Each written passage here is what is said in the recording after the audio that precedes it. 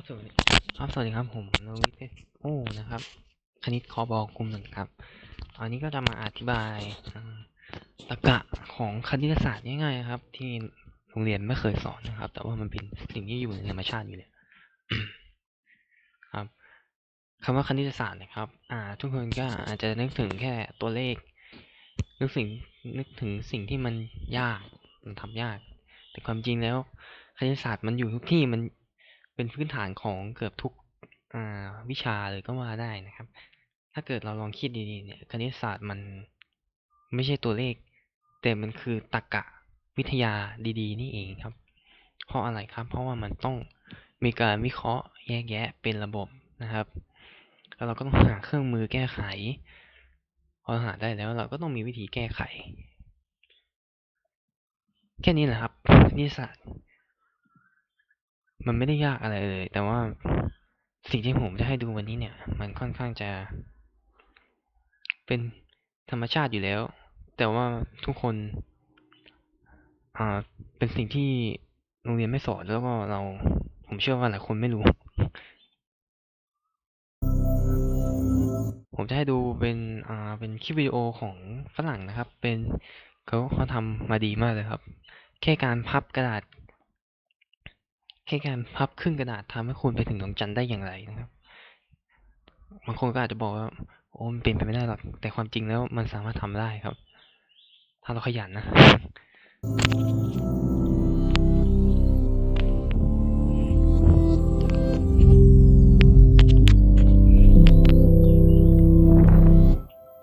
How many times can you fold a piece of paper? Assume that one had a piece of paper that was very fine, like the kind they typically use to print the Bible. In reality, it seems like a piece of silk. To clarify these ideas, let's say you have a paper that's 1,000th of a centimeter in thickness. That is 10 to the power minus 3 centimeters, which equals อันนี้คือความหนาของกระดาษนะครับ 0.001 centimeters. เซนติเมตร Let's also assume that you have a big piece of paper, like a page out of the newspaper. Now, we begin to fold it in half. How many times do you think it could be folded like that? And another question. If you could fold the paper over and over as many times as you wish, say 30 times, what would you imagine the thickness of the paper would be then? Before you move on, I encourage you to actually think about a possible answer to this question. Okay, after we have folded the paper once, พับ1 ทบได้ 0.02 เซนติเมตรครับคูณ 2 หมายความว่ามันพับมา1 ทบความหนาก็เพิ่มขึ้นเป็น 2 เท่า 2,000ths of a centimeter in thickness. If we fold it in half once again, the paper would become 4,000ths of a centimeter. 2 ทบ With every fold we 3 make, ทบ the paper doubles in thickness. ดับเบิลคูณ And if we continue to fold it again and again, always in half, we would confront the following situation after 10 folds. 2 to the power of 10, meaning that you multiply 2 by itself 10 times. 2 กำลัง 10นะครับคือจำนวนครั้งที่เราพับไปนะครับมันก็ได้ is 1,024 1 เซนเองครับพับ10 รอบได้ 1 เซนเองแต่เราจะทำให้ถึงดวงจันทร์ได้อย่างไรมาดูกันครับ thousandths of a centimeter, which is a little bit over 1 centimeter. Assume we continue folding the paper in half. What would happen then? If we fold it 17 times, we'll get a thickness of 2 to the power of 17, which is 131 centimeter. มาถึงตรงนี้หลายคนเริ่มงงแล้วมันทำได้ยังไงวะ17 รอบมันไปได้131 เซนติเมตรเลยเหรอความจริงมันสามารถทำได้ครับถ้าวงเล็บนะถ้ากระดาษใหญ่พอกว้างพอยาวพอถ้ามันเล็กเนี่ยมันก็ยิ่งพับให้มันเล็กเรื่อยๆเนี่ยมันก็อาจจะพับยากใช่ไหมครับเพราะฉะนั้นกระดาษมันต้องใหญ่พอมันถึงจะพับได้ And that equals just over 4 feet. If we were able to fold it 25 times, then we would get 2 to the power 25, which is 33,554 centimeters. นี่25 รอบไป 33,554 เซนติเมตรครับก็คือ335.54 เมตรนั่นเลยครับ ยาวนะ แค่25 รอบ just นะครับ over 1,100 feet. That would make it almost as tall as the Empire State Building. เท่ากับตึก Empire It's State นะ worthwhile to stop here and reflect for a moment. Folding a paper in half, even a paper as fine as that of the Bible, 25 times would give us a paper almost a quarter of a mile. What do we learn? This type of growth is called exponential growth. ใช่ครับ ความสูงมันเพิ่มขึ้นเป็นแบบ exponential นะครับ คือกำลังขึ้นไปเรื่อยๆครับ โดยที่มีฐานเป็น2ครับ ในกรณีนี้มีฐานเป็น2ครับ And as you see, just by folding a paper, we can go very far, but very fast too. ยิ่งเราพับเยอะมากเท่าไหร่ ความทวีคูณของมันก็จะเพิ่มขึ้นมากเท่านั้น จากตอนแรกไปเป็นตอน2ก็2คูณ2คูณ2คูณ2ไปเรื่อยๆครับ อย่างนี้เขาเรียกว่า exponential ครับ มีเลขฐานเป็น2ครับ Summarizing, if you fold a paper 25 times, the thickness is almost a quarter of a mile. 30 times, the thickness reaches 6.5 miles, which is about the average height that planes fly. 40 times, the thickness is nearly 7,000 miles, or the average 40 รอบ ไปถึงนอกโลกเลยนะครับ GPS satellite's orbit. 48 times, the thickness is way over 1 million miles. Now, if you think that the distance between the Earth and the Moon is less than 250,000 miles, then starting with a piece of Bible paper and folding it 45 times, we get to the Moon. พับแค่45 รอบเราสามารถไปดวงจันทร์ได้ครับ แต่จะมีใครพับไหมครับ ผมก็ไม่เคยทำ And if we double it one more time, we get back to Earth. โอเคครับ ให้ดู อันนี้ตรรกะที่แบบค่อนข้างจะอาจจะงงนะ แต่ว่าความจริงเราสามารถทำได้ครับผมจะให้ดูอีกอันนึงที่เป็นธรรมชาติของเราเลย อยู่ในธรรมชาติของเรา เดี๋ยวแป๊บนึงครับเน็ตไม่ค่อยดี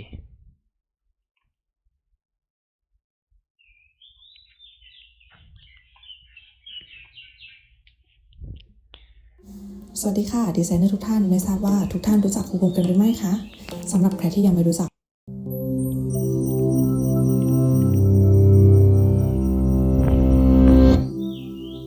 Honeybees are fascinating creatures for a number of reasons. Their incredible work ethic, the sugary sweet syrup they produce, and their intricate social structure. But another reason is that honeybees are, in fact, excellent mathematicians. ทำไมผึ้งชอบรูปแปดเหลี่ยม ก็คือทำไมผึ้งมันจะต้องทำรังของมันให้เป็นแปดเหลี่ยม Scientists claim that tiny insects can calculate angles and can even comprehend the roundness of the earth. But there's particular mathematical bee genius behind the most important aspect of honeybee life, the hive. Just like humans, bees need food and shelter to stay alive. The hive is not only the bee's home. You'll see that it's constructed from tightly packed hexagonal or six-sided cells. Of all the possible designs, why do honeybees choose this one? To understand, you need to think like a bee. Bees need a secure place for their entire colony to live. Similarly, there needs to be a place where their nectar can be stored and ripened suitably until it turns into honey. That means there's a need for some serious space efficiency. A good solution is to build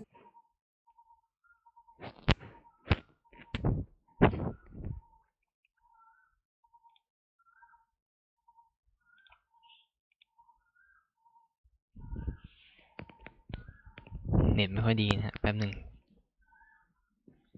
build little storage units or cells just big enough for a bee to fit into, which can also อันนี้ก็คือ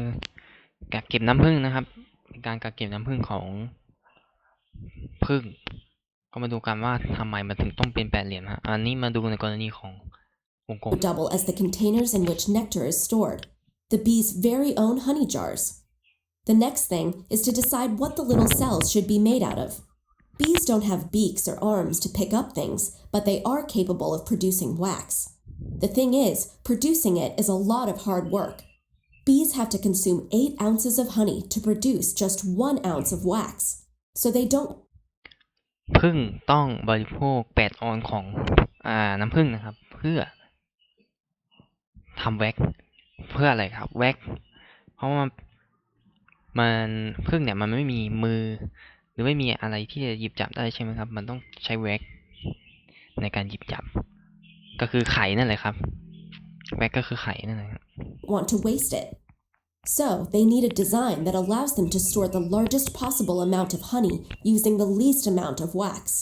What shape does that? Imagining for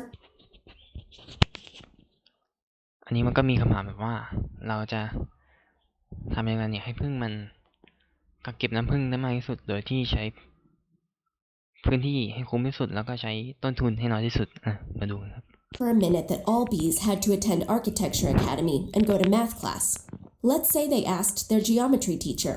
what shape would give us the most space to store our honey but require the least amount of wax? And the geometry teacher replied, the shape that you're seeking is the circle, leaving the bees to return to their trial construction site and begin building their honeycomb using circular cells. After a while, some of them might have noticed a problem with their design. Small gaps between the cells.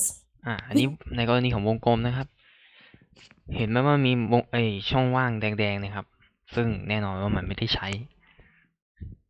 ก็เลยตัด You can't even fit in there. That's wasted space, they might have thought. So, ignoring the geometry lesson and taking matters into their own hands, the bees went back to the drawing board to rethink their beehive design. One suggested triangles. We can use triangles, look, they fit together perfectly. Another bee suggested squares.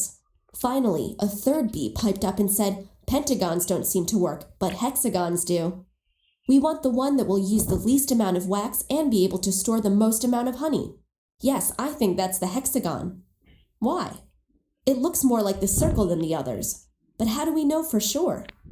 To find out, the industrious insect architects calculated the areas of the triangle, the square, and the hexagon and found that the hexagon was, in fact, the shape ดูครับสามเหลี่ยมนะครับสามารถกักเก็บได้เหมือนกันไม่มีรอยแยกไม่มีรอยต่อไม่มีสเปซว่างนะครับแต่ว่าดูผนังกั้นครับที่เราต้องใช้แว็กเนี่ยมาทำมันใช้เยอะไหมครับใช่ครับใช้เยอะเราก็ไปดูอันต่อไปเป็นสี่เหลี่ยมสี่เหลี่ยมนี้ก็โอเคครับใช้ผนังน้อยอยู่แต่ว่าดอกไม้ครับหลังผึ้งมันไม่ได้เป็นสี่เหลี่ยมมันรูปทรงมันไม่ได้เป็นสี่เหลี่ยม 100% ครับมันจะออกกลมๆวงรีหน่อยนึงใช่ไหมครับเพราะฉะนั้นก็โอเคก็ใช้ได้แต่ว่ายังไม่ดีที่สุดเรามาดูเพนทากอนครับเป็นห้าเหลี่ยมเห็นช่องว่างไหมครับอันนี้ตัดได้เลยครับผึ้งมันก็ไม่ใช้แน่นอนครับมาดูหกเหลี่ยมครับอันนี้ได้พื้นที่มากที่สุดครับแล้วก็ใช้แว็กใช้ผนังกั้นเนี่ยน้อยที่สุดด้วยเช่นกันครับ that gave them the most ผึ้งเลยเลือกใช้หกเหลี่ยมแปดเหลี่ยม They agreed on an ideal size and returned to work. The space-efficient comb that is a bee's trademark today is probably the result of this trial and error, but over long periods of evolutionary history. However, it paid off. Peek into any hive, with your protective goggles and netting on, of course, and you'll see the end result, a beautiful, compact honeycomb that any architect would have been proud to design. ครับอันนี้คือสิ่งที่ผึ้งคิดได้เราสามารถประยุกต์ใช้ในชีวิตประจำวันของเราได้ครับในการหาพื้นที่ใช้พื้นที่ให้คุ้มที่สุดในบ้านของเราครับขนาดผึ้งมันยังทำได้เลยครับทำไมคนจะคิดไม่ได้ไอ้ที่บอกยากกันนี่คือเราไม่ได้คิดว่ามันเป็นธรรมชาติครับเพราะเราคิดมันว่ามันเป็นคณิตศาสตร์มันจะต้องยากมันจะต้องอยู่แต่ในโรงเรียนอยู่แต่ในด็อกเตอร์ไม่ใช่ครับอันนี้คือธรรมชาติเลยครับผมจะให้ดูเป็นข้อคิดคำถามง่ายๆนะครับที่เราสามารถเอาไปสอนเด็กได้ก็เป็นคำถามง่ายๆเป็นตรรกะง่ายๆเลยแหละผมมีกระดาษ3 แผ่นนะครับแต่ละแผ่นเนี่ยมีความกว้างเท่ากัน แต่ความยาวความสูงของมันไม่เท่ากันคำถามคือแบ่งครึ่งทั้ง3แผ่นอย่างไรให้เร็วที่สุดแน่นอนครับอย่างแรกที่เราต้องคิดถึง1ไม้บรรทัด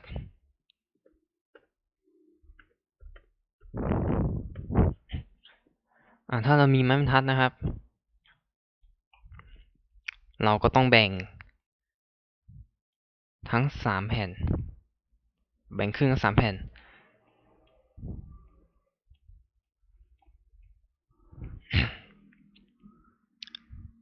แล้วก็วัดแล้วก็ตัดแบ่ง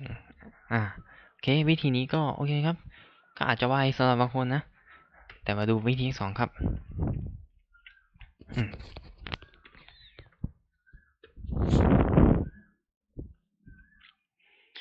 วิธีที่2พับครึ่งเลยครับแต่พับครึ่งนี้ก็มีว่าพับครึ่งแนวตั้งหรือแนวนอนถ้าเป็นแนวตั้ง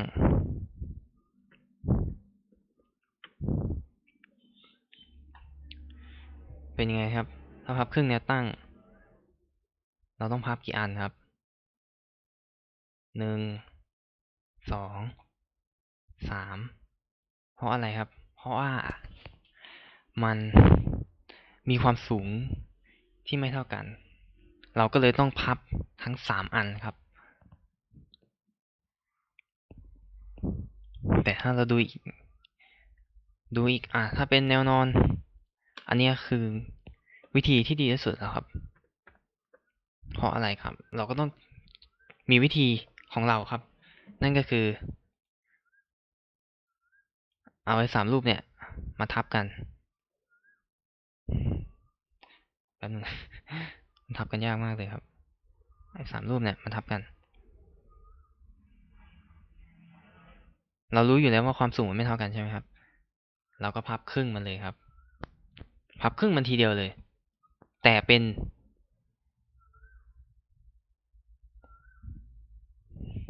แนวอะไรนะแนวนอนครับอย่างนี้พับครึ่งมาทีเดียวเลยครับ